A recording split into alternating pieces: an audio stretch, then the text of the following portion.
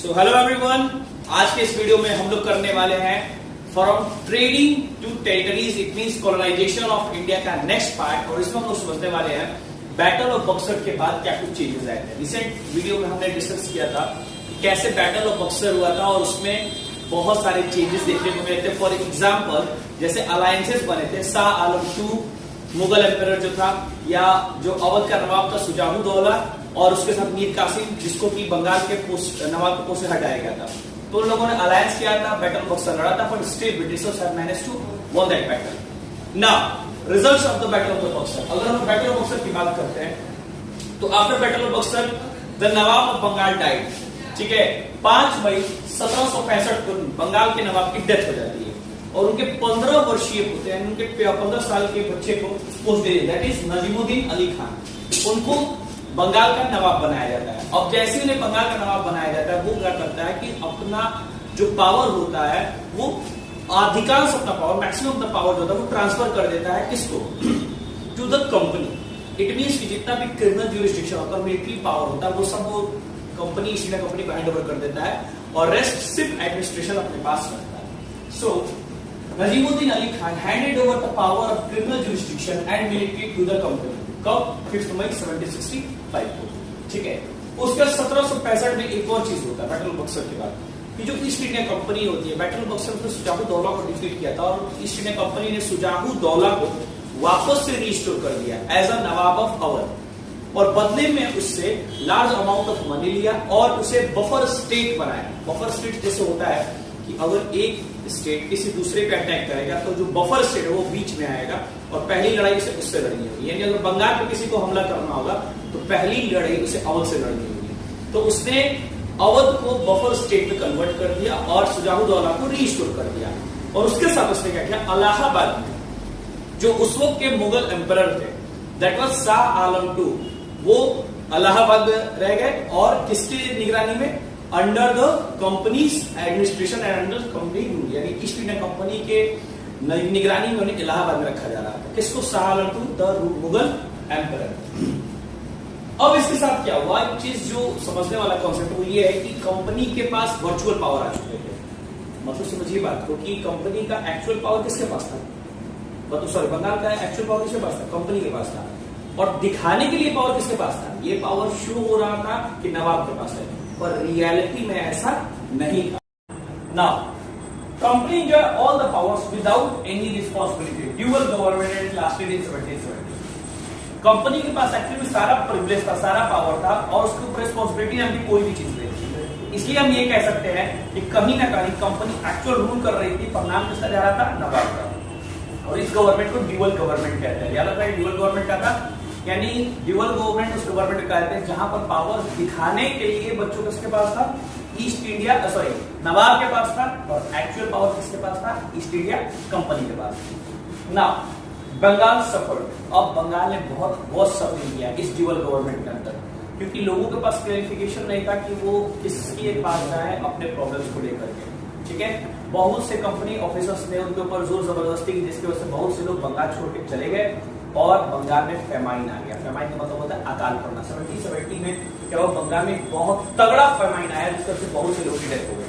ठीक है, 1772 वक्त आता है 1772 का, जहां पे बैरन हेस्टिंग जो होता है वो नया गवर्नर जनरल बनता है इंडिया का, बंगाल का, और वो क्या करता है कि वो ड्यूअल गवर्नमेंट को एंड कर देता है और पूरी कंपनी को डायरेक्टली अपने अंडर में लेकर के आ जाता है।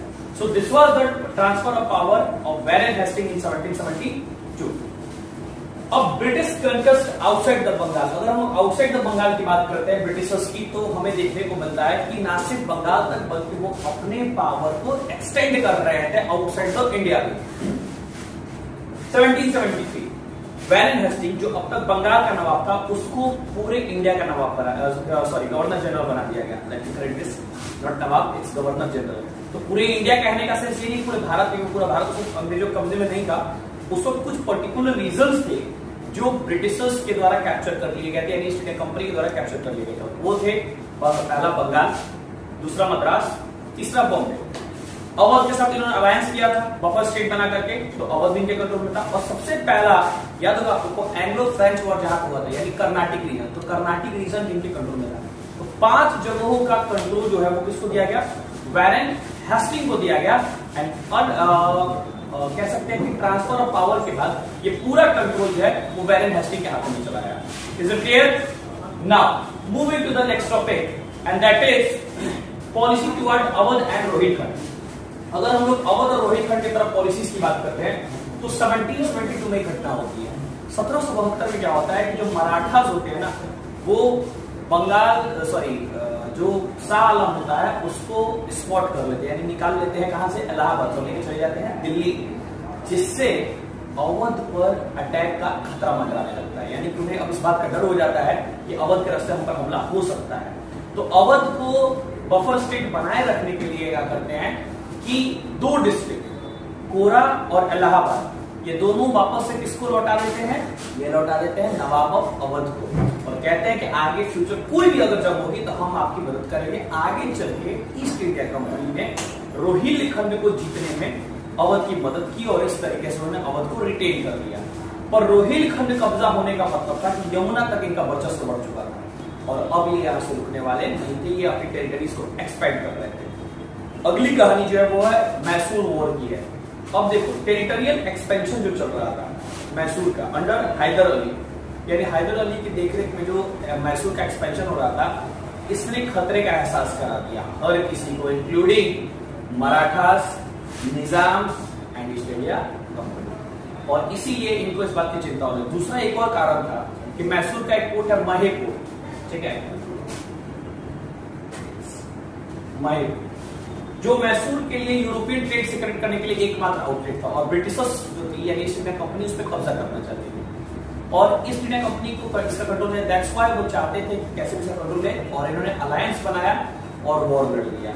4 वॉर्स हुए जिसको हम लोग एंग्लो मैसूर वॉर के नाम से जानते हैं। एंग्लो वॉर्स जो होता है वो ब्रिटिशर्स के लिए रेफर किया जाता है, तो आपको चैप्टर में कहीं भी मिले Anglo Maratha war, Anglo Mysore war, Anglo Afghan war, Anglo Gurkha war, Anglo French war, वो एंग्लो वर्ड ब्रिटिशर्स के लिए यूज किया जाता है। खैर अब ध्यान देना है कि 1767 से लेकर के 1767 से लेकर के 1799 तक इन 32 सालों में 4 वॉर हुए मैसूर और ब्रिटिशर्स के बीच में। अल्टीमेटली मैसूर को क्रश कर दिया गया, यानी मैसूर बर्बाद हो गया और पूरा कंट्रोल ईस्ट इंडिया कंपनी के हाथ में चला आया। अब सोचने वाली समझने वाली कुछ चीजें हैं, जैसा कि बार बार चैप्टर में Britishers Britishers and Britishers, so let me make this very very clear कि इंडिया को कॉलोनाइज ब्रिटिशर्स से नहीं ईस्ट इंडिया कंपनी ने किया था। रादर 1857 के बाद ये पावर ट्रांसफर हो गया था। और अब तक जो हमने इस चैप्टर में पढ़ा है कि कैसे ईस्ट इंडिया कंपनी पहले रॉयल कार्टर यानी कि शाही आदेश लेकर के 31 दिसंबर 1600 को इंग्लैंड से चलती है और इंडिया आती है, फिर यहाँ की ट्रेडिंग कंपनी बनती है। Trading company in the sense यहाँ फैक्ट्री बैठाने की परमिशन नहीं मिलती है, यहाँ पे ये सिर्फ अपना प्रोडक्ट लेके आते हैं और यहाँ सेल करते हैं। यहाँ पे फैक्ट्री का मतलब होता है कि जहाँ पे ये लोग प्रोडक्ट को स्टोर करें, ऑफिशियल रिकॉर्ड रखें और अपार्टमेंट जहाँ पे इनके जो वर्कर्स थे वो रह रहे थे। आगे चल के इन्होंने क्या किया कि पहले परमिशन ले ली, फिर अपने इंडस्ट्रीज को सेटअप करना शुरू किया, यानी कि फोर्ट बनाना शुरू किया और फोर्टिफिकेशन के नाम पर सिक्योरिटी गार्ड चाहिए थे और इसके लिए उन्होंने इंग्लैंड से कुछ चुनिंदा सिपाही बुला लिए और उसके बाद उन्हें इंडिया में ट्रेन करना शुरू किया। ठीक है, mix band of European and Indian soldiers, और इस तरीके से birth of British Indian army की शुरुआत हुई, यानी इंडिया में ब्रिटिश आर्मी होना शुरू हुई। किसकी वजह से? ईस्ट इंडिया कंपनी के फोर्टिफिकेशन की वजह से। उसके बाद सेम आर्मी इन्होंने कलकत्ता, मद्रास, बॉम्बे तीनों जगह पर तैयार कर दिया, 3 जगह पे इनकी आर्मी हो गई।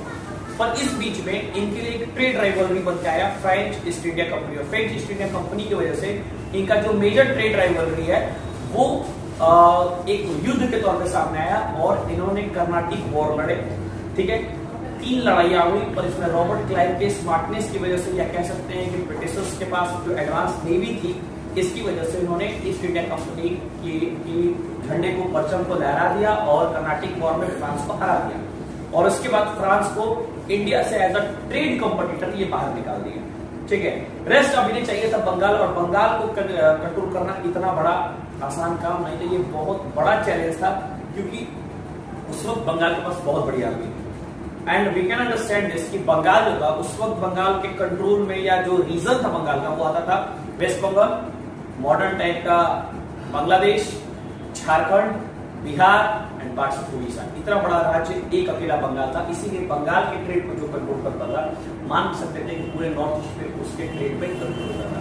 So this is the part third and आगे हम लोग नेक्स्ट इसके आगे पढ़ेंगे कि कैसे एंग्लो मैसूर वॉर हुए, एंग्लो मराठा वॉर हुए और जो ईस्ट इंडिया कंपनी अपने आप को पावर के तौर पर कैसे एस्टैब्लिश किया। तब तक के लिए